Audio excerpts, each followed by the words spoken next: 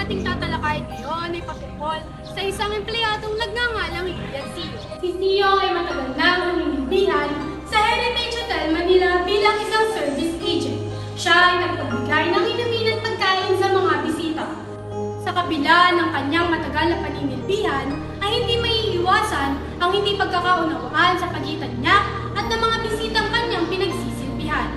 Matutunghayan natin ngayon ang kanyang mga pinagdaanan at ano nga ba ang kahihinatnan nito.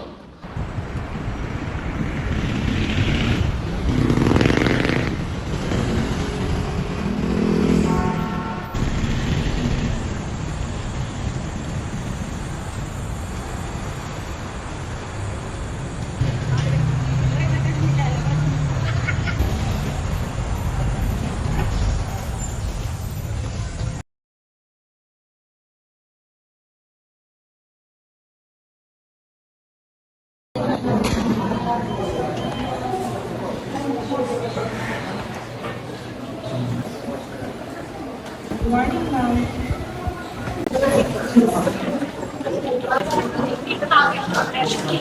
Yes, ma'am. That is something about this. I'm Lilian Shaw and I live in Manila, Philippines. And I love seeing people around. And right now, learning new things right now. And I want to gain some knowledge here in Bangladesh. Do you have any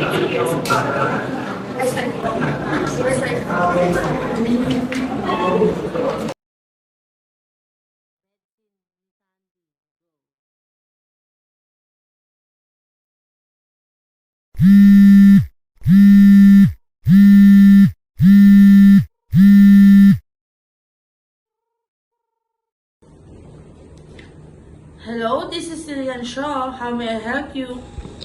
Good day, Miss Shaw. I'm delighted in getting to know you amid your meeting, and I think you will make an amazing impact on Heritage Hotel Manila, particularly as service agent at the hotel's restaurant.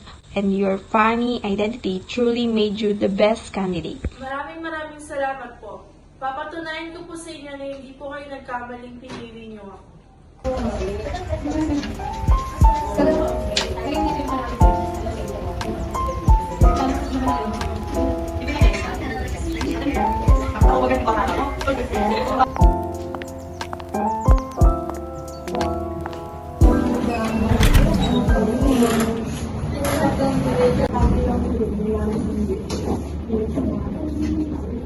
Excuse me. Yes, ma'am. How can I help you?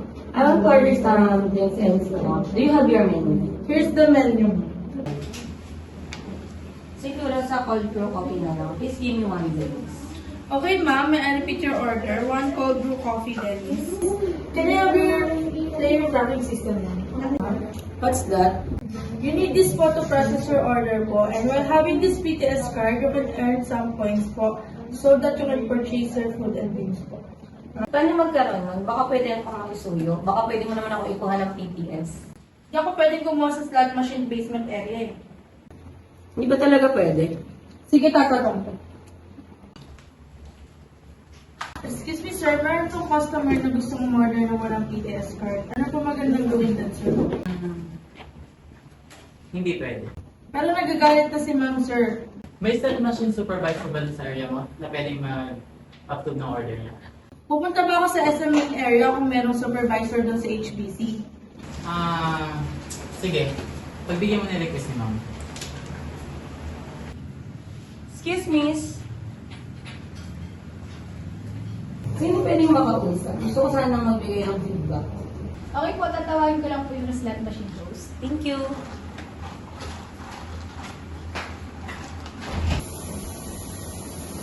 Good evening ma'am. How can I help you? I am wanting some of your stuff. Kanina kasi, I asked her politely and nicely kung paano kumuha ng player tracking system since na ko lang siya na-encounter kahit nakabalik-balik ako dito. And I don't like her attitude. Ang rude niya sumagot.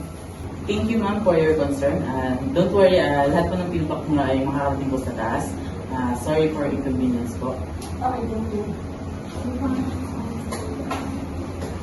Noong April 30, 2011, nagsumite si Bumatay ng written complaint sa Heritage Hotel ukol sa reklamo ni Quezon sa hindi magandang pagtatagpo nila ni CEO at dahil na rin sa sarili niyang karanasan. Samantala, May 2, 2011, naglabas ng memorandum ang Heritage Hotel na nag-aatas kay CEO na magsumite ng kanyang written explanation sa sumusunod na mga paglabag sa Code of Conduct ng Heritage Hotel Manila. Dahil sa testimonyang ibinigay ni Jeffrey Bumatay na sinangayunan naman ni Jessie Baroga, ikaw Lilian Shaw ay nakatulan ng isang linggong suspension. Din at pagbibigay ng isang public apology para kay Bumatay.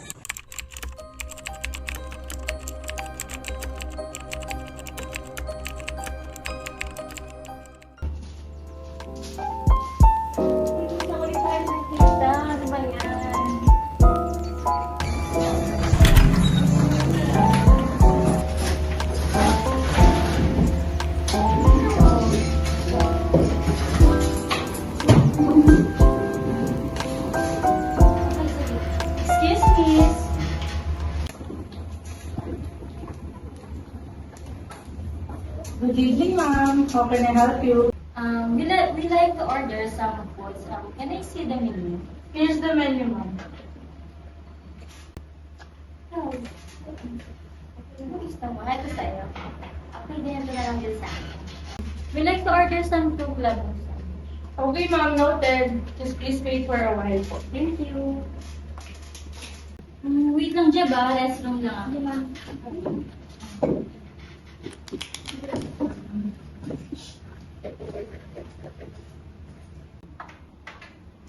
Excuse me. Yes, ma'am. Pwede bang i-cancel na lang yung order ng friend ko? Okay, ma'am. Excuse me, ma'am. I'd like to inform you that your friend canceled your order. Ikaw na magsabi sa kanya baka naman maghanap pa yan.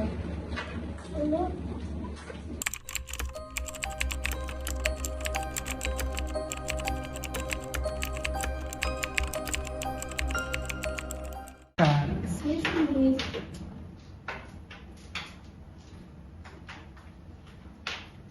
Yes, ma'am.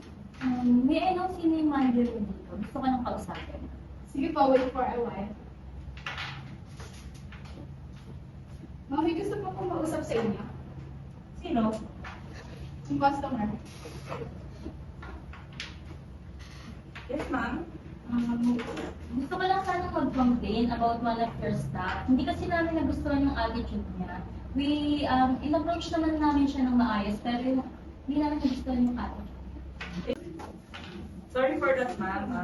Then, thank you for your concern. Make sure namin na makakarating sa management yung inyong concern. And kakausapin din namin yung aming staff. Okay, thank you.